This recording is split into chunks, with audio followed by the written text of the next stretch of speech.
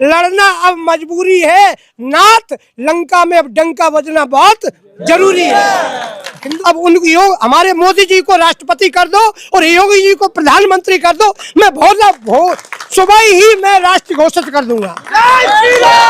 मणिकर्णिका घाट की वो चल रही है अभी चर्चा, अपमान किया गया तो गलत हुआ है, ऐसा नहीं होना चाहिए।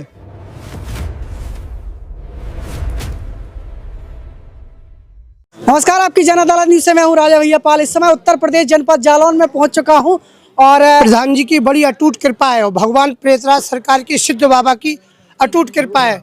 जो हम तो ये कहते हैं धन्य है वो माता पिता जिन्होंने हमारे प्रधान जी जैसे बालक को जन्म दिया। और मेरे पास कोई ऐसा शब्द भी नहीं जो प्रधान जी के लिए बोला जाए, क्योंकि इतनी सी छोटी सी उम्र में इतने बड़े यज्ञ को करना कोई सहज है। भागवत कोई पोथी नहीं, भागवत साक्षात श्री कृष्ण है, सत भी श्री कृष्ण है, चित्त भी श्री कृष्ण है और आनंद भी श्री कृष्ण है।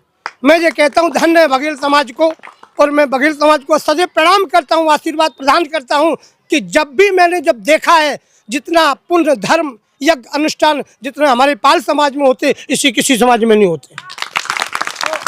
सनातन, क्योंकि ये सनातन के वंश हैं, ये अहिल्याबाई होलकर के वंश हैं, इसलिए ये सब करते हैं। हम तो ये कहते हैं अगर ऐसे प्रधान ऐसे संत भगवान मेरे साथ रहेंगे, आप जैसे अगर कार्यकर्ता मेरे साथ रहेंगे तो मैं इस सनातन को वहां तक पहुंचा दूंगा जो जीव कभी जिंदगी में सोच भी नहीं सकता है, क्योंकि सनातन ही सत्य है।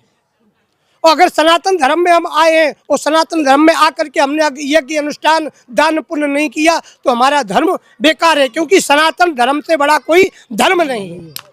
सनातन कहीं ना कहीं खतरे में नजर आ रहा है आपको। देखो सनातन खतरे में है मानता हूँ, लेकिन हम कटेंगे तो बटेंगे।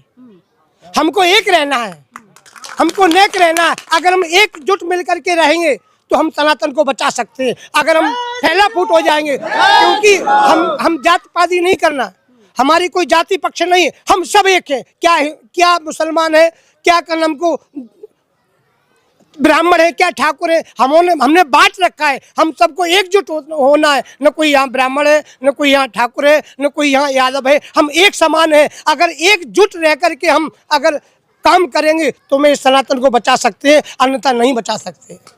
जात पात की करो विदाई, कहते नहीं हिंदू भाई भाई। जात पात पूछे नहीं कोई और हरि को भजे सो हर को होई। जो हरि का, क्योंकि सर्वव्यापक सर्वत्र समाना और प्रेम से प्रगट होई में जाना। जहाँ प्रेम होता है वहाँ भी सनातन सदैव जिंदा रहता है। जो राम का नहीं हो सकता है वो कभी राष्ट्र का नहीं हो सकता है, और जो कभी राष्ट्र का नहीं हो सकता वो कभी राम का नहीं हो सकता, क्योंकि राम ही राष्ट्र है, राष्ट्र ही राम है और राम ही ईश्वर है। भारत हिंदू राष्ट्र कब बनेगा? बहुत जल्द बनेगा, बहुत जल्द से जल्द बनेगा और बन के रहेगा, बहुत जल्द बन के रहेगा। जलेबी नहीं रसगुल्ला है और भारत राष्ट्र अब खुल्लम खुल्ला ये बन के रहेगा, क्योंकि हमें अटूट विश्वास है हमारे संतों की, शंकराचार्य की और हमारे आप जैसे कार्यकर्ताओं की और हमारे प्रधान जी जैसे भाई का अगर आशीर्वाद और संतों का देवताओं का आशीर्वाद रहेगा तो मुझे विश्वास है फिर से जो है हिंदू राष्ट्र घोषित हो जाएगा। हिंदू राष्ट्र है, हिंदू राष्ट्र रहेगा। क्या आप भारत के प्रधानमंत्री के रूप में योगी जी को देखना चाहते हैं? जरूर, हमारा तो संकल्प ही यही है कि सदैव हमारे योगी जी प्रधानमंत्री के रूप में विराजमान रहे। तो मोदी जी को हटा दोगे? नहीं, अब मोदी जी का उम्र पूर्ण हो चुकी है, अब वो प्रधानमंत्री लायक नहीं रहे। अब हमारे मोदी जी को राष्ट्रपति कर दो और योगी जी को प्रधानमंत्री कर दो, मैं सुबह ही मैं राष्ट्र घोषित कर दूंगा।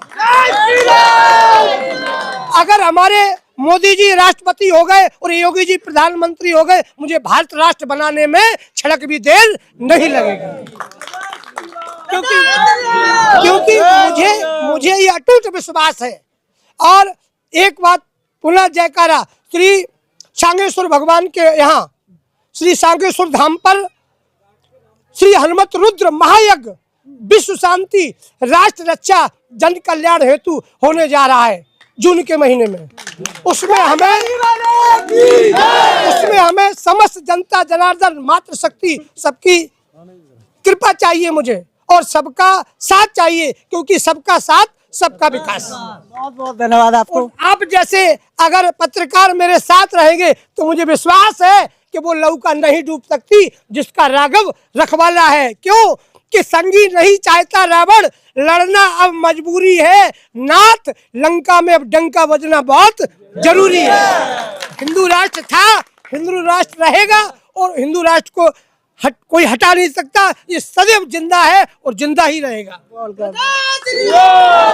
प्रधान जी हमारे साथ जुड़ेंगे जो निश्चित तौर से 7 दिवस श्रीमद् भागवत कथा में इनके पिता परीक्षित रहे भान सिंह बघेल जी, और क्या कहना चाहेंगे, ये कैसे मन में आया कि जिज्ञासा हुई कि श्रीमद् भागवत कथा कराएं और उद्धार के लिए? महाराज सरकार की परिक्रमा लगाने जब चुनाव में आए थे जी, तो हमें भगत जी द्वारा यहाँ कुछ ऐसा मिला जो उनने बताया वो सत्य था। उनने बताया हमें कि हम 22 वोटों से चुनाव जीतेंगे, तो 22 वोटों से हमारी यहाँ जीत हुई। इसलिए हमने यहाँ भागवत का कथा शुरू कराई। मतलब जो संकल्प आपने लिया था वो संकल्प पूरा हुआ तो भागवत कथा कराई आपने। जी जी, बहुत से लोगों के संकल्प पूरे हो जाते हैं लेकिन बाद में दान करना भूल जाते हैं। हम किसी के बारे में कुछ नहीं कहना चाहते हैं, बस अपने बारे में। प्रधान जी क्या मन में है, क्या कुछ करना चाहते हैं अपनी पंचायत के लिए, क्या उम्मीद है, क्या कुछ करना? हम तो अपनी पंचायत के लिए बस सिर्फ सेवा करना चाहते हैं, विकास करना चाहते हैं और दूसरी कुछ नहीं। जी, आगामी चुनाव आने वाले हैं आपके यहाँ उत्तर प्रदेश में, क्या तैयारी है, क्या जनता आपको इसका फल देगी क्या आशीर्वाद के रूप में? नहीं, जनता इसलिए हमने भागवत नहीं कराई कि जनता हमें इसका फल दे। अगर हमने अच्छा किया होगा तो जनता हमें मान ले, अगर जनता चाहेगी तो चुनाव लड़ेंगे, नहीं चाहेगी तो नहीं लड़ेंगे। जी हमारी जनता की।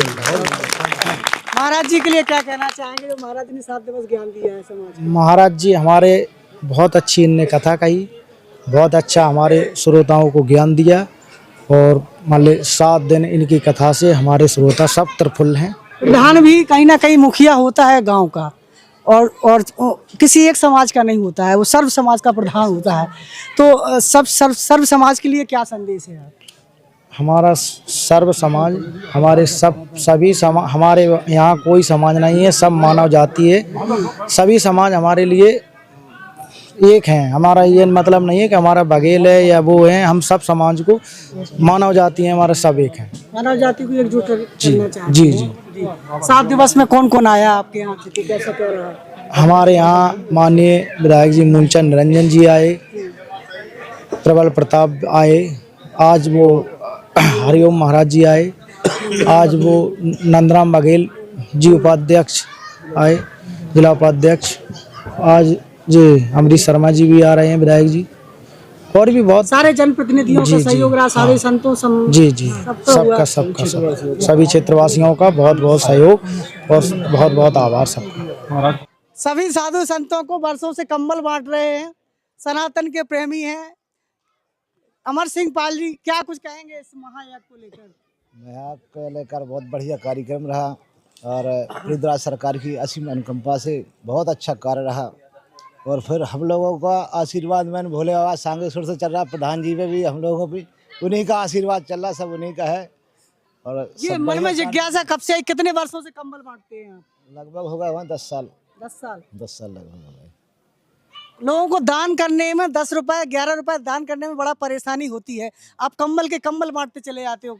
उससे शांति मिलती है जी, शांति मिलती है, मन में हर्ष होता है कि ऐसी चीज़ होना चाहिए। संतों का सम्मान करना अच्छा उत्तम होता है। किस संत ने आपको ये दीक्षा दी थी कि आप ऐसा करेंगे तो उद्धार होगा आपका? वो संत का संतों में रहते, अब किसका बोलो, संत में जब उठन बैठन रहती है मंदिर पे तो ऐसी चर्चा होती है, सत्संग में मिल जाता है। क्या लक्ष्य है अमर सिंह पाल का कि ये मतलब ये सब करने के लिए आप क्यों करते हैं? ये इसलिए करते हैं कि शांति आए, धर्म की ओर और लोगों की जिज्ञासा बढ़े, कि जो कि धर्म करने से क्या मिलता है, एक दूसरे की देख देख के उनको कुछ तो दिखाई देगा कि शांति मिलती है, सीख मिलती है। इस हिसाब से अपना ये किया। ये बघेल समाज दानी और धर्म प्रेमी कहलाता है।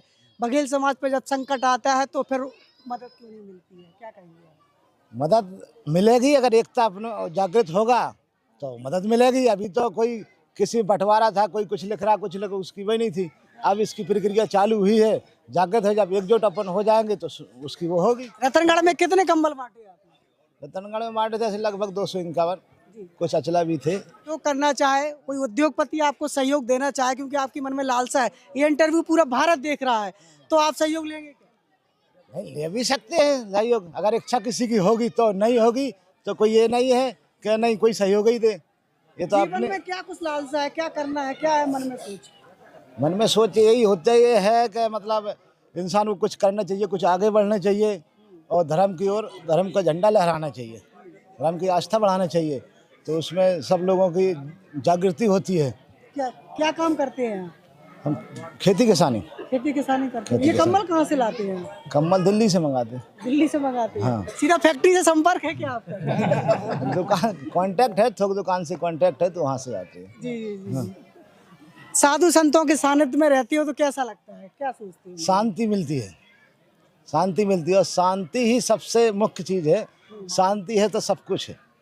हमारे को तो ऐसा एहसास होता है कि जहाँ शांति है वहाँ सब कुछ है। आप अहिल्याबाई और मल्हारा होलकर के वंशज हैं। हाँ, अहिल्याबाई होलकर वंशज है और रहेंगे। अब उनका जो है अभी वहाँ का मणिकर्णिका घाट की वो चल रही है अभी चर्चा, अपमान किया गया तो गलत हुआ है, ऐसा नहीं होना चाहिए। जो जिनने इस चीज़ को जागृत किया है उन्हीं का खंडन हो रहा है। हाँ, उन्हीं ने संस्कृति, उन्हीं ने हाँ, सनातन, उन्हीं की संस्कृति, विरासत, हाँ, उन्हीं की विरासत को तोड़ा जा रहा है, तो ये न्याय के विरुद्ध है, ऐसा नहीं होना चाहिए और उसको नया निर्माण होना चाहिए। आपने कथा की, 7 दिवस का सार क्या निकला, किस तरीके से यहाँ के समाज के लोगों का कल्याण होगा? भगवान का नाम जप है। जो जीव नाम का आश्रय लेता है, और नाम तब जप हो सकता है प्रेम से जब उसके जीवन में, उसके अंतःकरण में भगवान की कथा प्रवेश करती है। तुलसी पूर्व जन्म के पाप सो हरि चर्चा न सुहाए, जैसे ज्वर के ताप से भोजन की रुचि जाए। तो जब जन्म जन्मांतर के, कल्प कल्पांतर के, युग युगांतर के जब पूर्ण उदय होते हैं, तब कहीं हमें भगवान की कथा श्रवण करने का या भगवान के दिव्य अनुष्ठान कराने का सुअवसर प्राप्त होता है। और यहाँ की जो जनता जनार्दन है वह बहुत भोली है, बहुत सरल है और बहुत सहज है, और ज्ञान के अवमान से रहित होकर के बड़े प्रेम से भक्तों ने बड़ी संख्या में आकर के श्रीमद् भागवत कथा श्रवण करके और अपने प्रत्येक समय के प्रत्येक क्षण क्षण का सदुपयोग किया है। इसके लिए समस्त जनता जनार्दन को व्यासपीठ से खूब खूब आशीर्वाद है। धन्यवाद। जी।